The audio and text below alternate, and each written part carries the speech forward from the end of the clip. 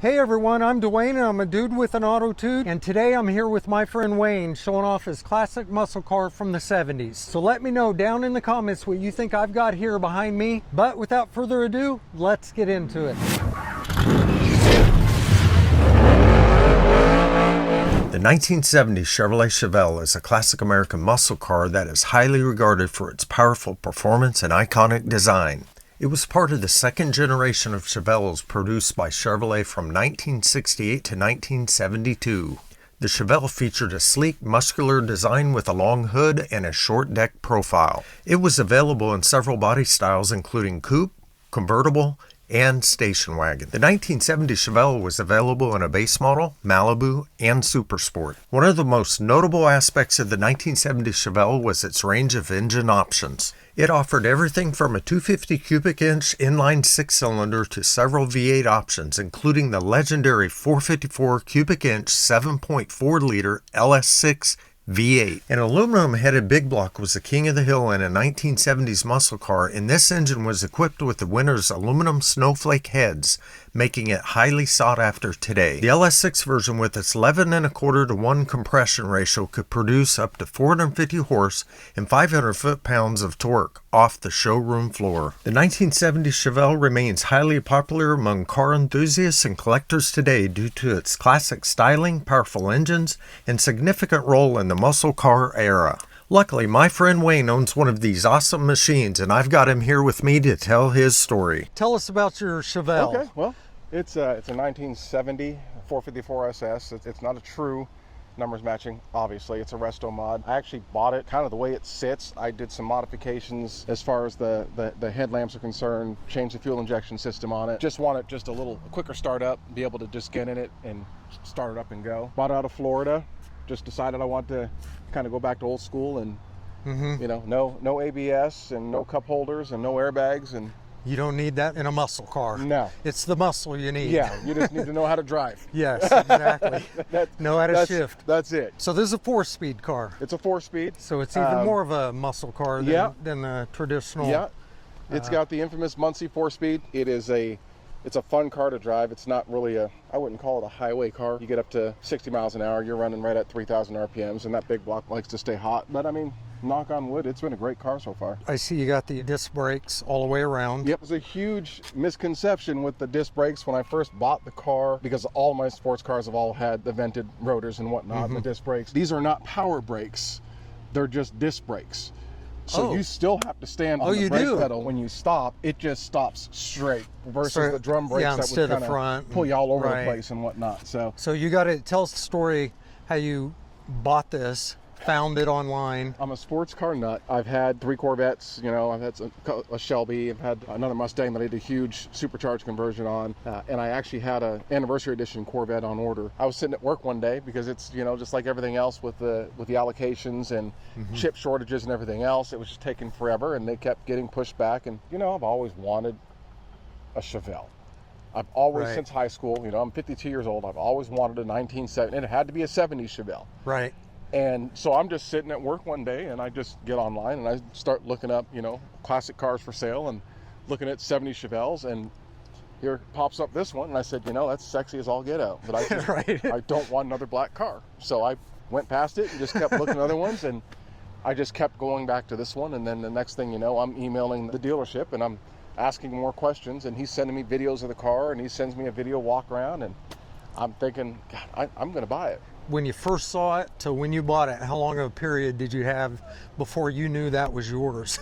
The minute that they came and they picked up my C8 Corvette that I traded them. Oh, it was that quick. Yeah.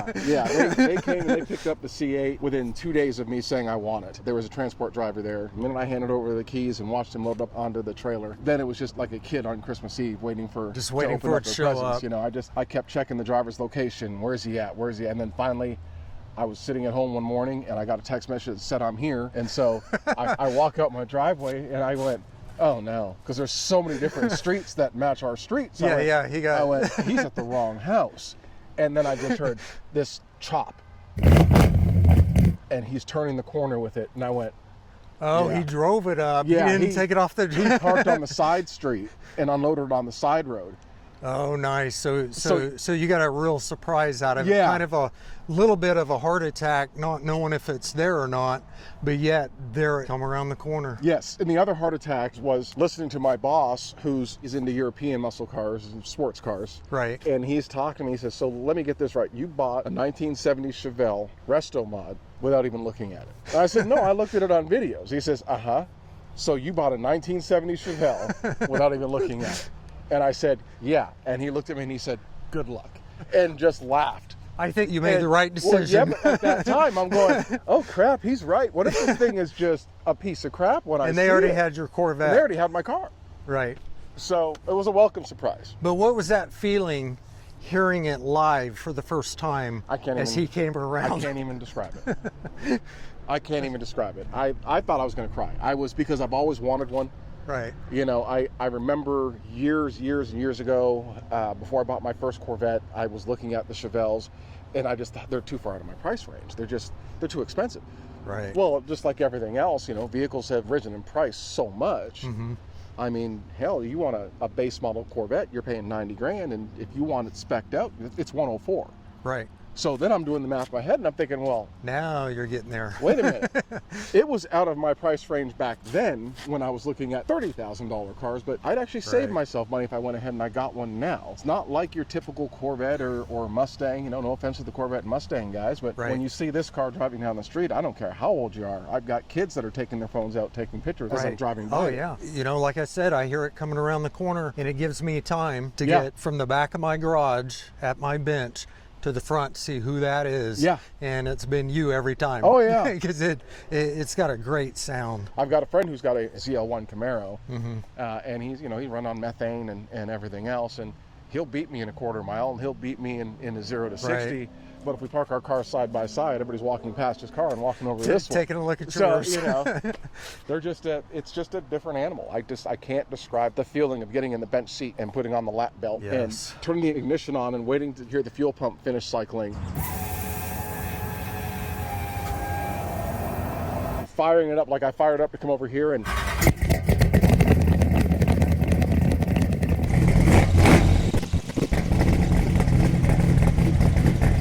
I knew I wanted the 454, and I really didn't care. I wouldn't have cared if it was a stock big block. I just wanted the 454. It was a small engine that this car was actually built with.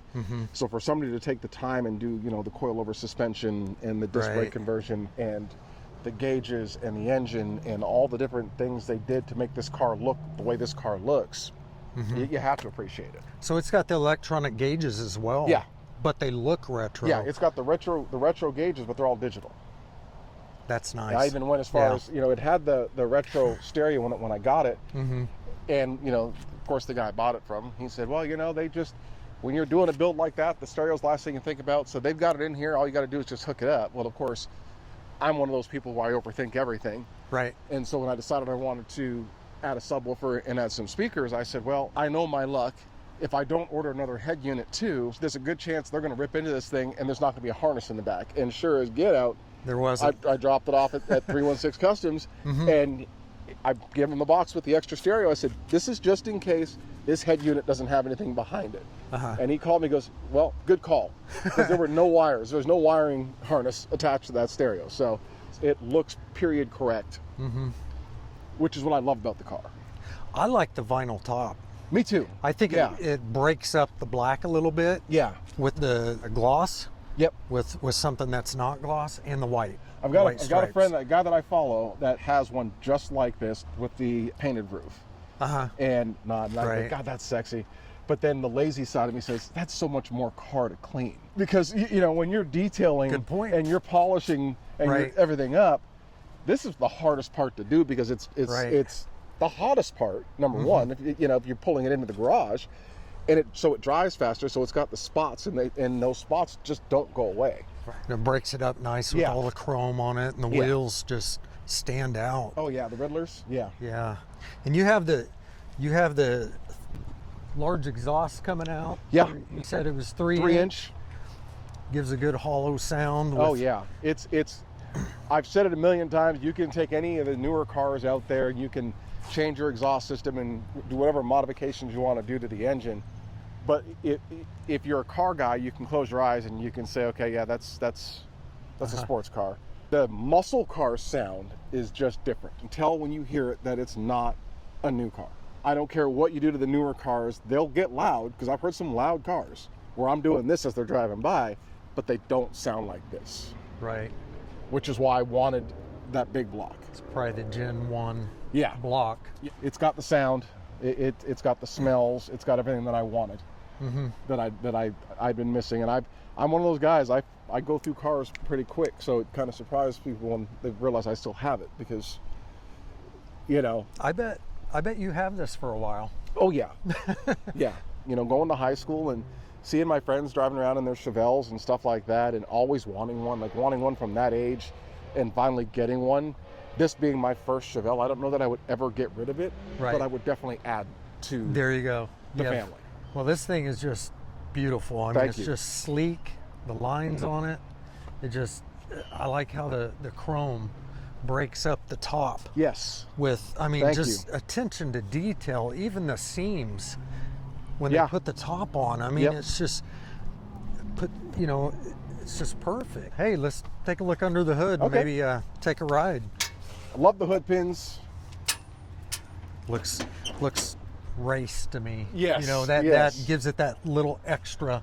But this is the big block. When I got it, it was kind of running a little bit rough. Guy that does tuning and stuff like that on muscle cars, and I brought it to him, and the spark plug wires were actually resting on the headers, and so 3 of the spark plug wires had melted through, and they were arcing onto the headers. So I had him replace those. Then I just changed the entire ignition system. Went with a bigger Holley EFI system. And I noticed you have Brodix heads on it. Yes. Yes. Very nice. Oh, you got to tell me about your air conditioning. Yeah. Yeah. It's got the vintage air system that I have used. I try not to use it because obviously, like I said, these big blocks tend to run a little hot. Right. Only time I could really use it and not risk it is this time of year, which you don't need it. But right. I have used it. I used it last summer when it was getting up, 100 plus degrees outside. Works great. Vintage air and aftermarket power steering. This was a manual steering car originally, so. Looks like you have a newer radiator. Yep. 4-core with 1 electric fan, and the 1 electric fan so far is doing okay. I kind of played around with the idea of getting dual fans. Maybe if I convert over to the 5-speed transmission and I'm on the highway more, I'll do that. Right. Just to keep it cool, but for now, it does its job. It serves its purpose. So your future plans is eventually do the automatic transmission? Either do an automatic transmission, like a dual clutch, or go with a manual 6-speed. And I like the space these cars have. I mean, you can actually get in here and... For as big as this engine is, you still have room in there to do work. Well, I'd like to take a ride in it. Absolutely.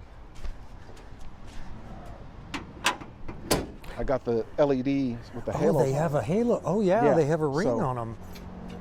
Oh, yeah. I didn't know that. Okay. So they'll stay on all the time. And then when you turn your signal on,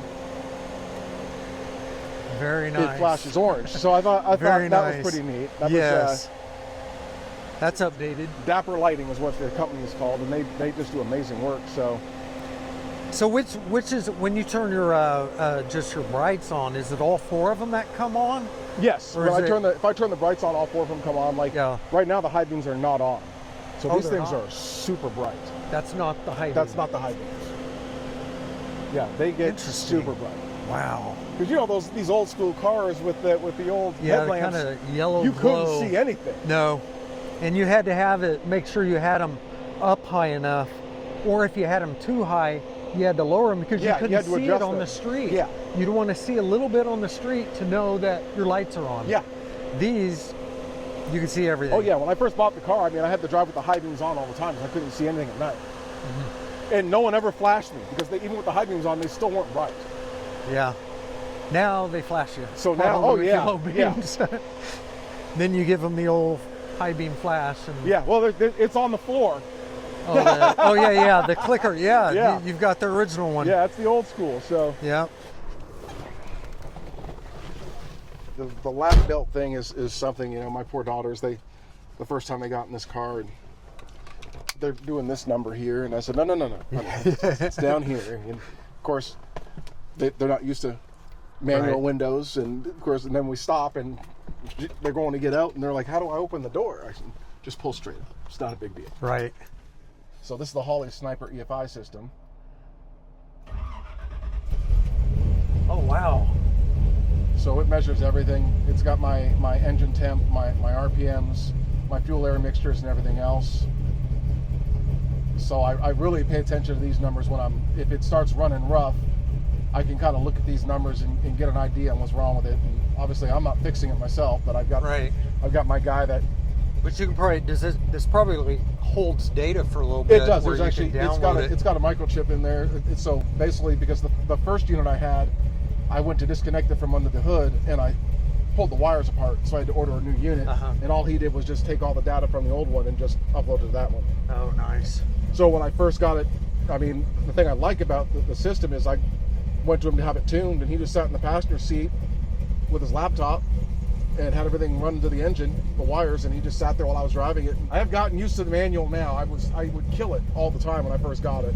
Right. But you can feel that it's got a cam. You can feel that cam just wanting to. Yeah, it wants to go. It's one of those cars. I mean, once you learn how to drive it, you know, I would never hand the keys to this over to somebody who doesn't understand how to drive a car without traction control. Because right. All these new cars, you get on it and a computer is retarding the timing and everything else. And this car here, there's no such thing. Yeah, you got to do it. It's just going to do what it wants to do.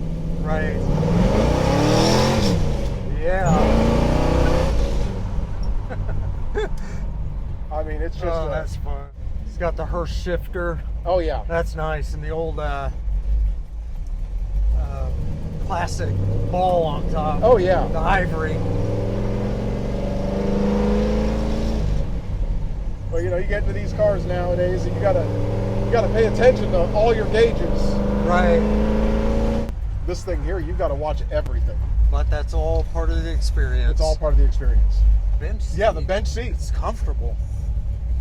Just makes you feel like you're back in 1970. Oh yeah. I'm grateful for the fact that they put power steering in it. Because you know, it's the aftermarket power steering. I don't know if it's just this system or if they're all the same, but it's got to warm up. So when I first get in the car, it's kind of manual until it warms up, and then I can actually steer with one finger. This interior is immaculate. Oh yeah, they did a good job. I mean, the headliner is all new. Everything is new. So it's beautiful. What do your kids think? They love it. They think it's too loud. Oh, well. You know, but they'll get used to it, won't they? Oh yeah. Oh yeah. I mean, I love it because it drives straight. It's just it runs smooth. I get people that, you know, they get on this bought not built kick, and I said, you know, if you can buy one the way you want it, then buy it the way you want it. If you've got the time, because I would have loved to have built one. Oh yeah. But I also want to be able to enjoy it, and with the hours that I work, to be able to have the time to go home, get changed, and wrench on it for 2 or 3 hours. I'd be years in the making. Yeah, and then trying to get some sleep sometime. Yeah. But you can buy it close to where you want it and how you want it, and then just do what I did, just do little tweaks to it and make it your own. You just feel that cam just wanting to. Yeah, it does. It wants to go. There are days where I would get off of work, go home, get changed, and just get in the car and leave. Just because I want to sit in it. I just want to drive it. Right. I'm the same way. I haven't been in my truck in a while. I will just go sit in it just for 5 minutes. Oh yeah. And it's, kind of look around, put my arm on the door, and that's what's nice about these too. You sit down in them a little bit to where your 100%. Arm's up. I'm sure these people are waiting for me to do a donut. Yeah, they could be. Not saying you don't have to. Yeah.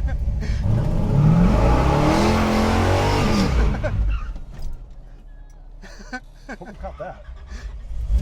Oh, that was fun.